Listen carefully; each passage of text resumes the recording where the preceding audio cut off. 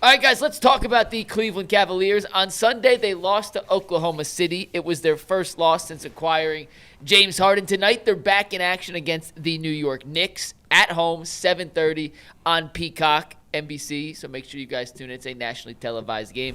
Tyvis, you weren't here yesterday to give us your thoughts on the OKC loss, but in particular with tonight's game against the Knicks, knowing what happened and went wrong against the Thunder, is it imperative for the Cavs to be able to bounce back and put some good tape back into fruition as they play a stretch here of 6 games against 4 different playoff teams? They need to put together a good performance to essentially establish this new version of them against better competition. Is that a rhetorical question?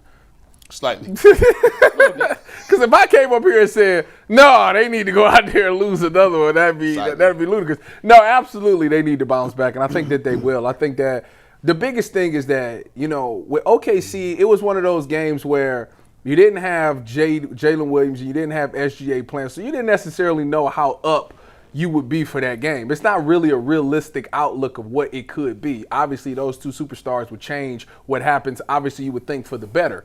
And listen, OKC hit a lot of threes. They hit like 21 threes in that game. Like, you're not going to beat teams that's going to hit 21 threes in that game. I do love the fact that those guys fought back to get back into that game to make it kind of interesting down the stretch, where I think they actually took the league at once upon a time in that game. So I love the fight is there. Obviously, you can't come out that flat. They was losing by like 20 points in the first quarter, so you're rarely going to win games like that. Fast forward to tonight against the Knicks, though. It's always been about making it out of the East. James Harden came here because they think that he's the missing piece to make it out of the East. The Knicks is certainly going to be a team that you have to beat to make it out of the East. Some people think that they're favored. Obviously, Boston might get Jason Tatum back, which can swing a bunch of things.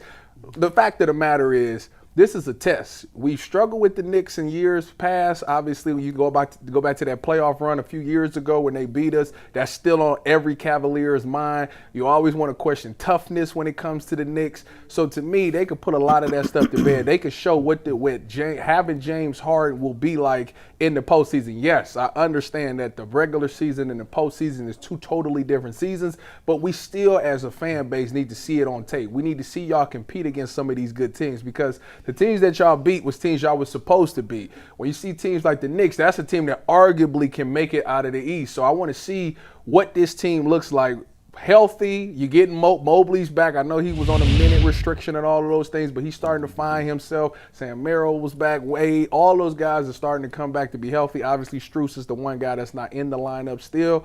But for the most part, this is what the Cavs are going to be. So let's see what that game plan looks like. Do they still run Kenny's offense to try to get this done if it comes down to it in the late stretch? Or do you lean on your 2 superstars, where it's the you, me type thing with James Harden and Donovan Mitchell? So to me, they have to find a way to win this game. It's imperative that they win this game. Everybody's going to judge this team over the next stretch of couple of games.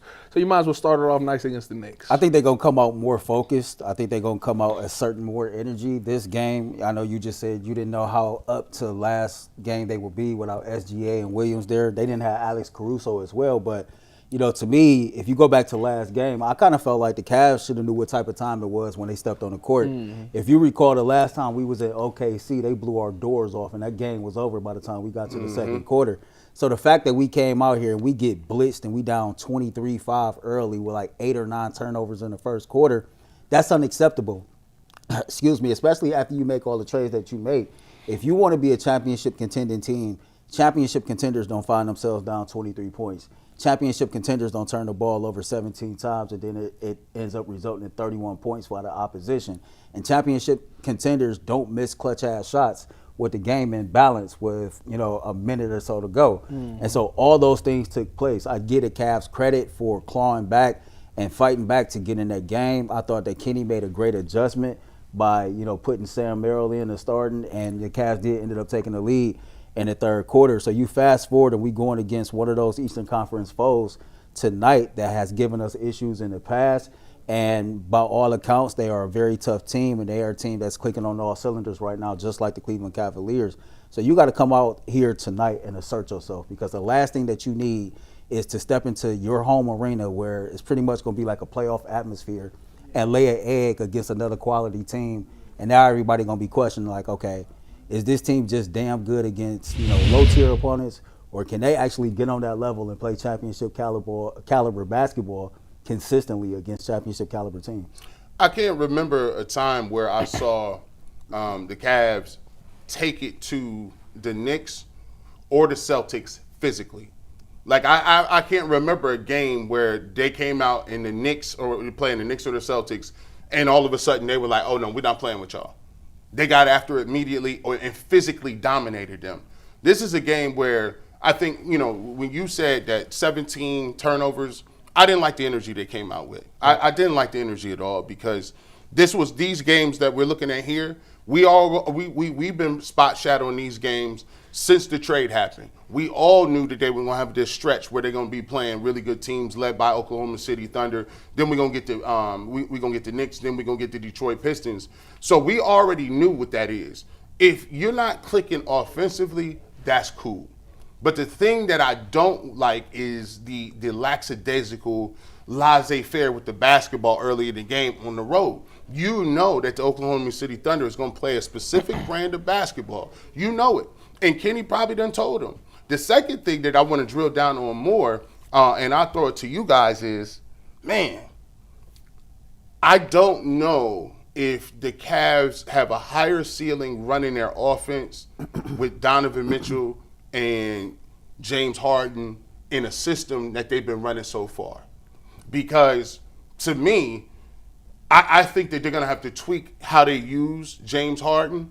And I think that they're going to have to really morph and do some things that he does well in his offensive game to get the most out of that duo. Well, Kenny Atkinson was asked about that a couple of games ago pregame, and he kind of talked about, we still trying to figure that part of it out.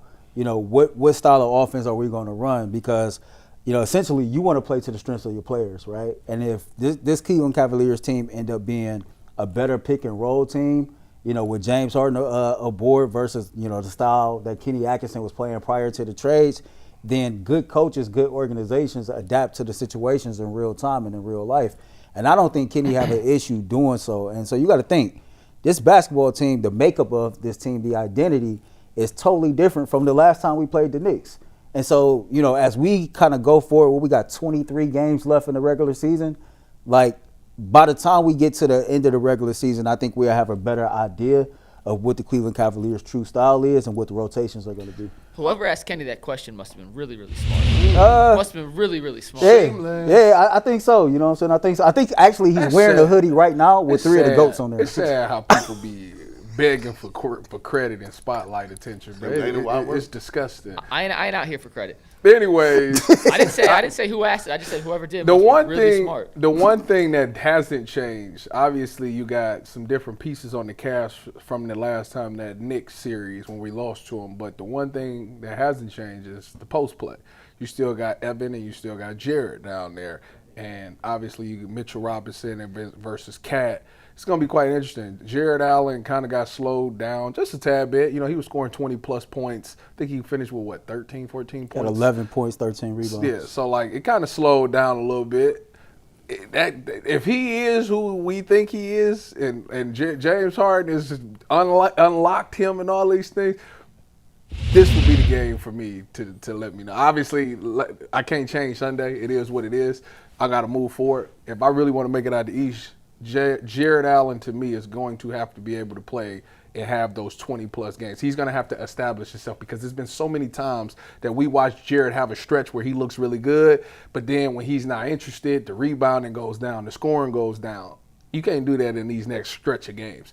And to me, I feel like he's built himself up. People are saying, it's back to being a core four again if he's going to play like this.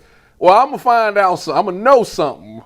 By March 4th, I'm going to know something.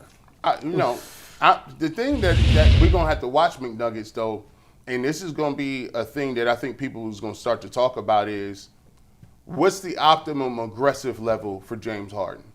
Because he came into this game averaging 25 points a game, right? And right now he's doing a lot of deferring. Let's get these guys involved. Let's see what they're going to do. Let me just drive and kick. Yeah, that's cool. That's cool when you're playing the Kings or you're playing some of these other young dudes, the Nets. But they're going to have to find out in a really hard, tough, quick way. about how often he's going to need to be shooting his ball, how often he needs to distribute, what's the mix there, what's the mix of pick and roll. And, for me, I look at James Harden, and he has to be, at minimum, a 23, 24 James Harden. If he's not that, you could have kept Darius. Yeah. Yes, you could have. Note taken. Yeah, the reason why you went and got James Harden is for those reasons in the playoffs where it's not all Donovan. It's Donovan got somebody else to go to. Well, if he ain't gonna sit there and just facilitate the ball, you could have kept Darius. This man is sorry. It is what it is. Every time this conversation come up, man, we get back to that point. Listen, I don't know if he necessarily need to be that 23 point a game night for us. I think that's still kind of working itself out. I want to go back to what you said, because to me, I'm not really worried about Jared Allen continuing to kind of assert himself and play with the level of confidence that he's been playing with. To me, I think Evan Mobley is the one who need to get his stuff together and figure out where he kind of fit in that, because if the game against OKC was a game that you can go back and say, okay, this is the blueprint of how this thing might look. I mean, Jared still had a double-double. Jared still asserted himself, better than what Evan Mobley did in that game. The man finished that game with 2 rebounds, right? Mm-hmm. And then if you just look at how he played in that first quarter, it just seemed like, man, he did not have, what's the word I'm looking for? He just seemed like he was out of sync. He just seemed like he ain't had no motion. And so to me, games like tonight, I want to see how he going to show up. I ain't really too much worried about Jared Allen tonight. His op ain't even playing. He checking. Mitchell Robinson ain't even playing tonight. So, at least for the night. At least for the night, we ain't got to worry about it. Why is it every time we play the Knicks, are you sure Mitch ain't playing? He don't play? I checked this morning. Before we came down, and they said he was out. He's not on the injury report that came out 20 minutes ago. So something might have changed. He may be in line. I'm not 100% sure. I'm not good. saying he's for sure playing, but if he don't play, he did the same thing last year. Like, for some odd reason, he didn't play them in the regular season. I don't like. Give me. Maybe he was scouting the Cavs. You McDonald's. Give me that. First of all, I want you to speak to 2 things. I want you to defend your boy, defend your guy. Evan Mobley, we need to figure out what's going on. I don't know why you still doing that to yourself. And secondly, what version you watch James Harden at Philadelphia? You watched a different version in LA. You watched one in Houston. I'm not saying you got to have Houston. You get Houston James Harden. This team ain't nobody beating them. I'm gonna tell you that now. Is there a happy medium where maybe I could get the Brooklyn James Harden? No, yeah, you need in certain situations James Harden to be able to kind of fluctuate between aggressive scorer and more playmaker. And against Oklahoma City, for example, where other guys weren't necessarily hitting shots, it was not James's finest performance by any means, even though he did make 3 of his 7 threes. He didn't shoot poorly. You needed to be a little more aggressive. And in certain games, if other guys don't get it going, the beauty of having a James Harden is you can rely on a top 10 scorer in the history of the NBA to put up more buckets. And everywhere he's kind of gone, the first 10-ish games, they call it the honeymoon Harden phase, where he plays a little more passive. He wants to get everyone else involved. He wants to kind of feel out and learn, what can teammate X do? What can't teammate X do? What can I trust this person to do? What can't I trust this person to do, before it becomes and falls back into the more historic version of what James Harden is like to operate in an offense. And Kenny said, as Earl kind of alluded to earlier, you run an offense for what your best players excel at, right? James Harden is one of, if not on the Mount Rushmore of the greatest pick-and-roll operators in the history of the NBA. Although Kenny is not a pick-and-roll-centric coach to begin with, when you trade for James Harden, you do that with the idea and the acceptance that we're going to run a lot of pick-and-rolls. Why? Because we have one of the greatest pick-and-roll creators the history of the league has ever seen. So they're going to adjust. I think James is still getting more comfortable in the role. And remember, it's been 7 games, right? He's played 6 or 7 games with the Cavs. This is 8 games since they acquired Dennis Schroeder and Keon Ellis. Like, they're still kind of figuring things out. As for Evan Mobley, G, he was terrible against OKC. I have no defense. It's his 2nd game in 3.5 weeks. I'm not ready to completely say this guy sucks because he hasn't figured it out on a minutes restriction against the best defensive team in basketball that intentionally takes away bigs from catching where Evan wants to catch it. But he's got to play better tonight. The Cavs are not beating the Knicks tonight if Evan Mobley's game ends with 2 rebounds. and ends with most of his points coming in the fourth quarter when the game's not necessarily in the balance. He needs to be more aggressive at both the rebounding efforts on the offensive end of the glass, and I thought he had a couple of defensive miscues against OKC that simply aren't going to cut it for a player who's as good defensively as Evan Mobley actually is. You know, to that point, I go back to something Kenny said. Kenny was asked pregame before we played the Brooklyn Nets a couple of nights ago with the arrival of James Harden, where does Evan Mobley fall in the pecking order of being able to get a bucket? And when Kenny said what he said, I thought about how Tyvus cooked last week as far as what he's realized or the biggest surprise with Evan Mobley. He said he's figured out and what he's learned is Evan Mobley works best within the flow of what we do. And to me, that just raised my antennas because, man, that's a long way away from the organizational mantra of Evan Mobley has to be the guy for the Cleveland Cavaliers to reach, their ultimate success. And so to me, as the season has played out in real time, I think the coaching staff is like just living in a truth of, at least not right now, Evan Mobley is not ready to be that dude. But Evan Mobley, even what he is right now, is still a damn good basketball player. And maybe we better off in just working him into what it is we doing, especially with the team that we got around him now, and seeing that we can get the most out of him right now. And I just think that, one, he definitely played terrible against OKC, but we probably need to adjust our overall expectations of what Evan Mobley can be. We've been doing that. And just probably the only accept person that. out here that has not is that dude behind the glass that don't want to face reality. Like Evan Mobley. I've come down. You said, if I thought his ceiling was here, it's now here. Because that's what you said. Here's reality, He right? moonwalked a little bit. He moonwalked. Man, go on with that. Evan Mobley is exactly what this is what Evan's going to be. This is his peak. Evan Mobley is the perfect X factor. You can't go into a playoff series depending on him, but if he gets cooking, it can be the biggest difference in the game. Okay. But that's not what you're relying on to happen. That's just what it is. I don't know why y'all want to push and swing and say it's something totally different. That's what it is. Evan, you're a good X Factor player. If you start cooking, we can lean on you and win that game and beat somebody by 25 points. Like that. But if you're not that guy, it's cool. We got James and Donovan and Sam hit some threes. Hopefully Jalen Tyson can hit some threes and Jared can do good. But I'm not depending on Evan Mobley. That's just not that. Those days are long gone. I think when you take a look at Kenny Atkinson, listen. I'll go back and watch what Ty Lue was doing back when the Cavs won. Mm-hmm. The thing that Ty Lue really did well was he understood, like if you go back and look at that roster, he understood where he might have Mo Williams playing one game. He got Richard Jefferson playing. He might say, Tristan, you got to come out. I need my stretch four and Channing Frye. He gonna play. Sometimes Kevin, you can't play the game because Tristan is gonna be able to guard and move his feet on the pick and roll. Sometimes it's, hey, Kyrie, wear this dude out, 30 points, 30 shots. You know what I'm saying? Sometimes it's LeBron, control the pace. He did a real good job of understanding what he's doing. My thing is, I think Kenny's gonna have to understand quicker when to pull the trigger on certain people or when to change the lineup. I like the fact that he made the move from Dean Wade to Sam Merrill. And by the way, McNuggets, I'm looking at it. I believe that Sam Merrill in that lineup, if you're going to play Evan Mobley and Jared Allen at the same time, that may be your best offensive lineup because now when you run the pick and roll, you can't do none of that other stuff. You can't be messing around and clogging the paint up because now you got a knockdown shooter. So you kicking Jalen Tyson out? Well, here's the thing. The problem is some of the things you eliminated when you got rid of Darius Garland was you have a bigger lineup and you go from a 6'1" point guard to a 6'5" point guard. Right. So now is it defensively? People gonna try to find Merrill if you're gonna play that.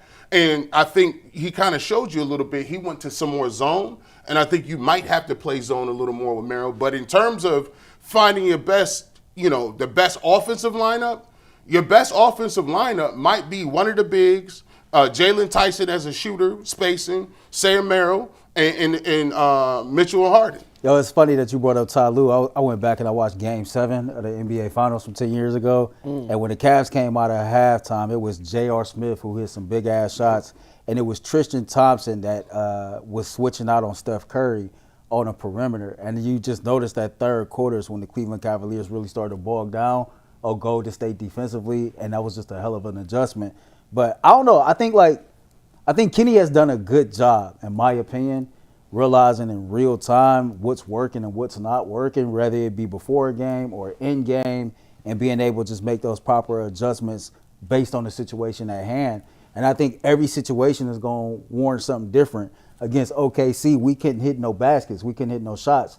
We needed an offensive spark. Sam Merrill come out. He started lighting it up in the third quarter. All of a sudden, we start chipping away at the lead. What if it's a situation to where we trying to withstand a big lead, right? What do you do in those situations? Do you roll with a Dean Wade and a JT in the lineup at the same time based on the opponent and situation? And so I don't think like he being Kenny Atkinson, ever get bogged down on one particular lineup. I just think it's going to always depend on who we're playing and what the situation inside that game is. Who's the primary defender on Donovan when we play the Knicks?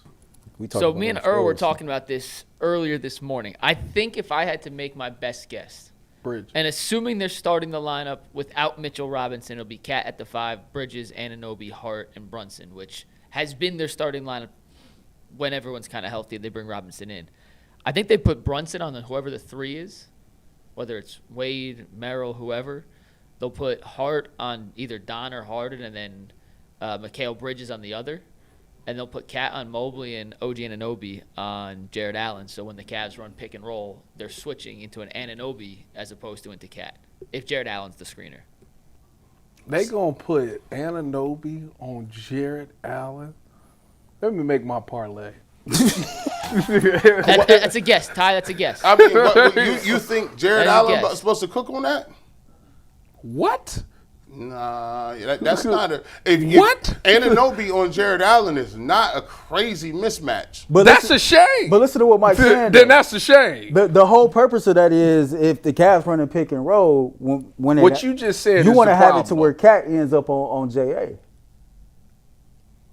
See, that's the problem. But see, to me, that calls for Evan Mobley to have a good game. That's the problem because the focus shouldn't even be on Jared Allen. The focus should be like whatever you give us is good. But no, you can't guard Evan Mobley like that. We about to cook. And it don't. Excuse me. They can't do what? That's what it's supposed to be. You said that's what it's supposed to be. What if it switched, though? What if it switched? In the words of Omarion and Chris Brown, that's how it's supposed to be. Don't do that again. That's how it's supposed to be. Throw the flag. Throw the flag. Throw the flag. Hey, we need a flag on this. Don't do that no more. Everything good like it's supposed to be. Let's somebody review this. Picks for tonight, and then we'll move on and talk about rounds. G, who wins tonight? Cavs, Knicks. Oh, boy, don't make me regret this. Cavs, I'm gonna listen. start singing that Do not make me regret this. I'm going to actually believe that the Cavs will come out here They're going to let them know. and hopefully let them know. They're going to let them know. I got the Cavs. It's a close game, and I think the Knicks will be up for most of the game, but I think the Cavs win this game in the fourth quarter. I got the Cavs winning this game as well. I think Rocket Arena going to be lit. I think for me, when you look at the last game against New York on Christmas, Tyler Kolek and Jordan Clarkson, man. Kolek finished with 25 points, hit 5 threes. He was a plus 13. Clarkson had 16 points, 9 assists. He was a plus 24. We pretty much got our ass whooped by their bench. And so, you know what I'm saying, we're going to have to, not let that happen again. And, I think the Cavaliers bench is much stronger than the last time we played them. So, to me, if you could slow down those role players, man, I think that you would get a better performance. Donovan cannot go 0-6 again from three-point range. No, he won't. That can't happen. He won't. Yeah. I can't sit here on the panel as a panel and go all Cavs. Although I believe the Cavs will win for the panel reasons, I'm going with the Knicks, 116-112. Knicks win. All right, guys, let's talk a little football.